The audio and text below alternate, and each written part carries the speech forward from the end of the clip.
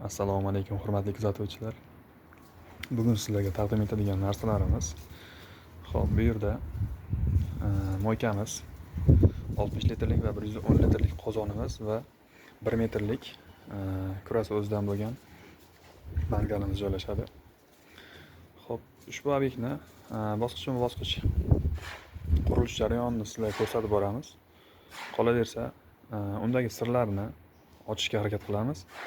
Videomiz so'ngida esa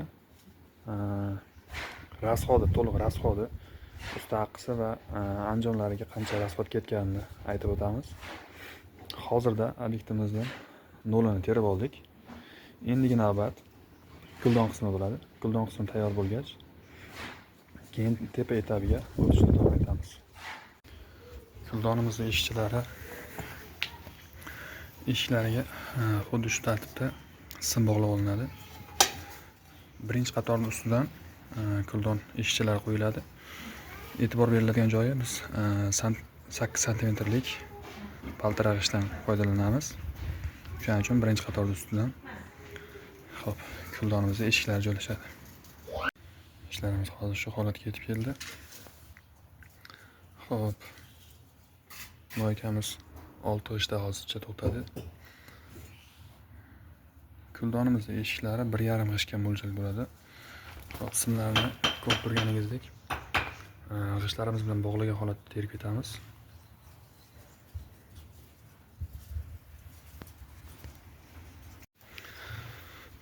Ko'rib turganingizdek eshiklar o'rnatib bo'ldik.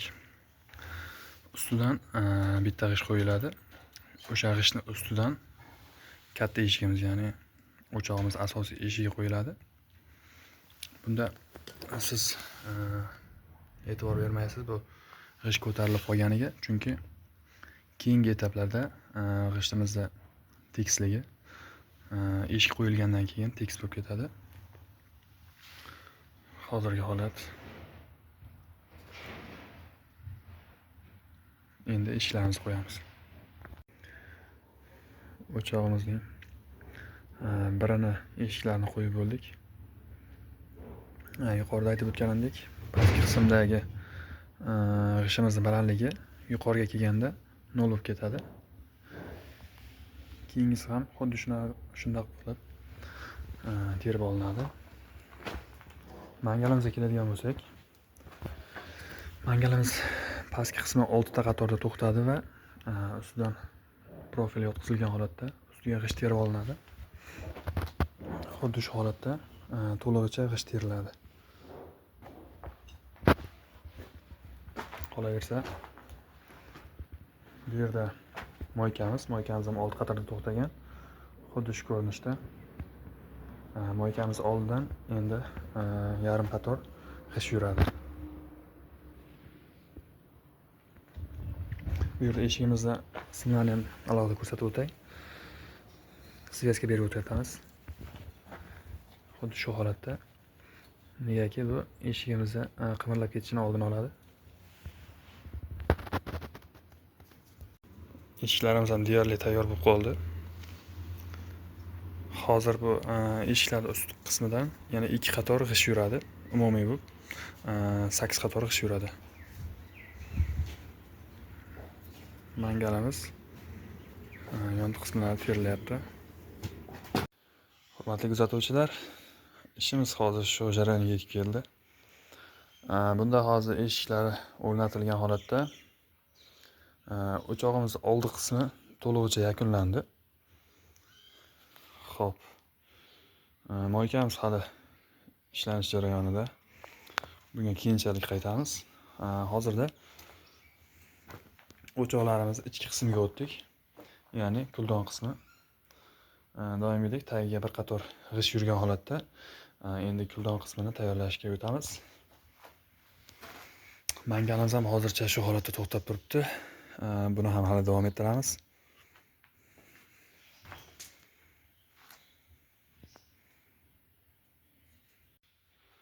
O'choqlarimizni kuldon qismini terib oldik. Ikkalasida ham. Ularning ustiga kuldonimizning setkasi bo'lmaganligi sababli 14lik armaturadan qo'yishga qaror qildik. Xo'p, kuldonimiz 2 qator g'ishtdan tashkil topadi. 2 qator g'isht va ustidan setkasi yuradi. İçini rastvor bilan tekislab betonlab qo'yamiz.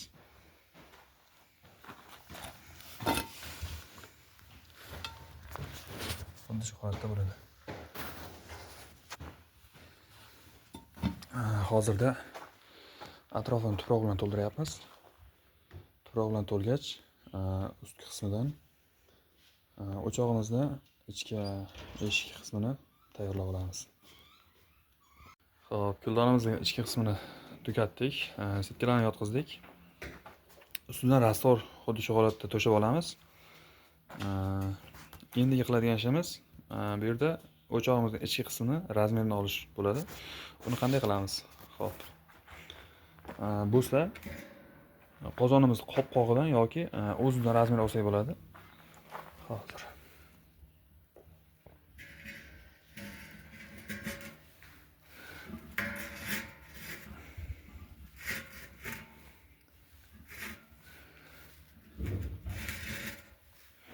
Bunda xo'p, old tarafi g'ishtdan 4-5 sm uzoqlikda bo'ladi. Eshikchamizni senterini bilib olsak bo'ladi, ichki qismini. Eshik bilan to'g'rayma-to'g'ray bo'ladi, qopqog'ning markazi.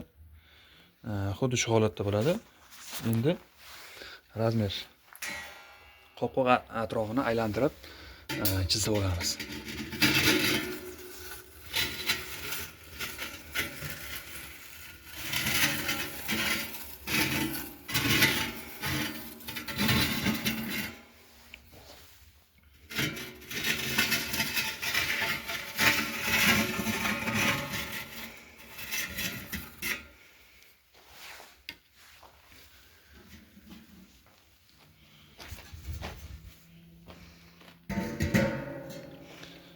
Xo'p.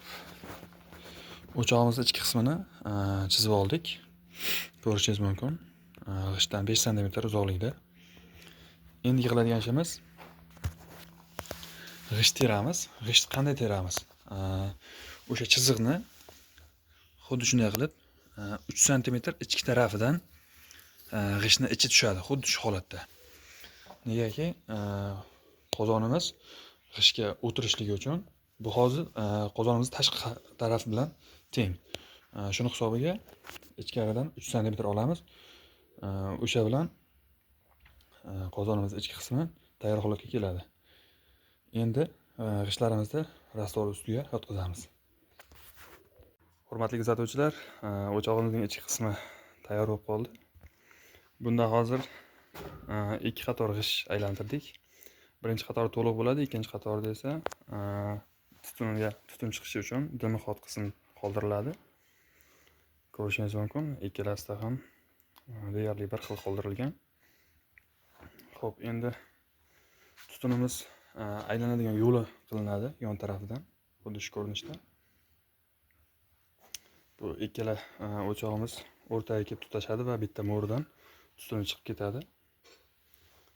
Xo'p, bular bir-biriga o'tmasligi uchun ajratilgan o'rtasidan. Xo'p, endi qiladigan ishimiz o'sha dimi-xot yo'lini ustidan tunuka qoplab chiqamiz.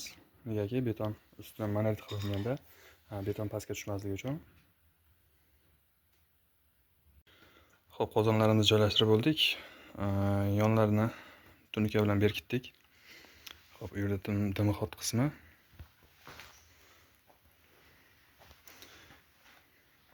Endi qiladigan ishimiz monolitimizning yon tarafiga qo'yiladigan apolovkalarni qotirishdan iborat bo'ladi. Apolovkalarni qotirib bo'lib, ustiga betonni yotqizamiz. O'choqlarimizni betonlarini quyib bo'ldik. Ko'rib turganingizdek, bu yerda moykamiz shu holatda qoladi. Xo'p, mo'ri qismiga hozircha bir qator g'isht terilgan. Buni ustidan yana kamida 3-4 qator g'isht yuradi. Uning ustidan esa azbis ketadi. betonlar quyilgan va o'chog'imiz deyarli tayyor holatga kelib qoldi. Mangalimizga keladigan bo'lsak, mangalimizga xuddi shu tartibda arka qildik. Hozircha yon taraflari va orqa taraflari terilganicha yo'q. Faqat arka qismini terib qo'ydik.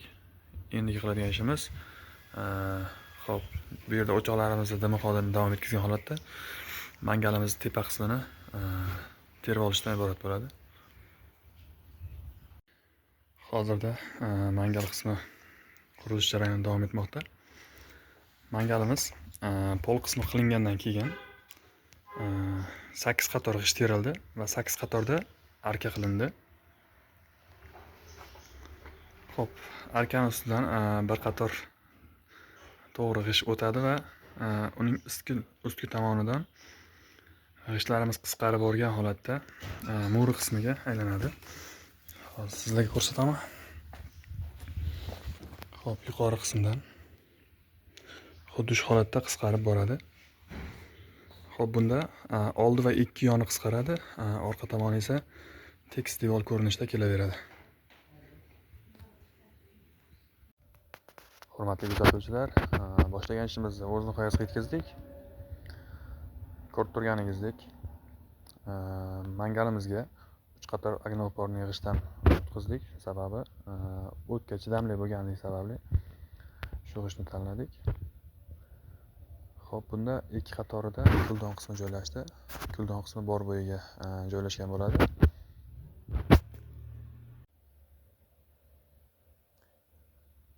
Xo'p, mangalimizning kurasi o'zidan bo'ldi. Kurasining ichi 30 sm bo'ldi. Xo'p.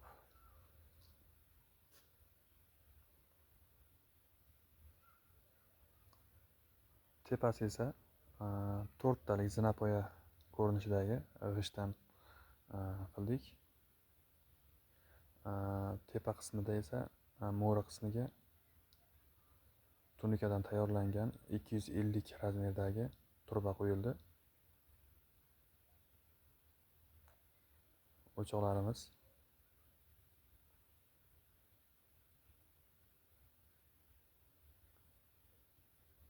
bunga ham 200 lik azbest qo'yildi. Azbestning past qismi esa g'ishtning tepasi bilan beton bilan qoplandi. Ushbu obyektimizga umumiy hisobda 550 ta g'isht ketdi. Xo'p, buning rasxodlari va usta pulusi bilan qo'shib hisoblaganda uy egasidan 8 million xarajat bo'ldi. Endi o'choqlarimizga olovni yoqib bir sinovdan o'tkazamiz.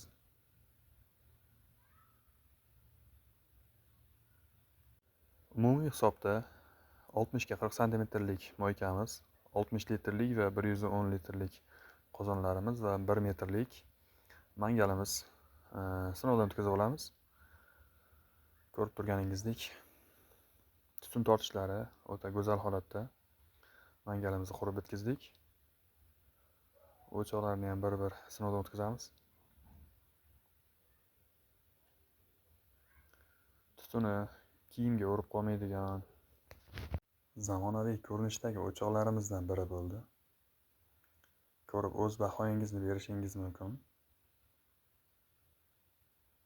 Qiziqtirgan savollaringiz bo'lsa yoki keyingi videolarimizda aynan nimani to'liq obzorini qilib berishimizni xohlasangiz, o'z fikringizni kommentariyalarda bildirib ketishingiz mumkin. Qolaversa, kanalimiz rivoji uchun bizga obuna bo'lib, like tugmasini bosib qo'yishingizni iltimos qilib qolamiz. Videomiz foydali deb hisoblasangiz, yaqinlarga ham ulashib qo'ying, zero ularga ham foydasi tegsin. Sog', salomat bo'lingizlar azizlar.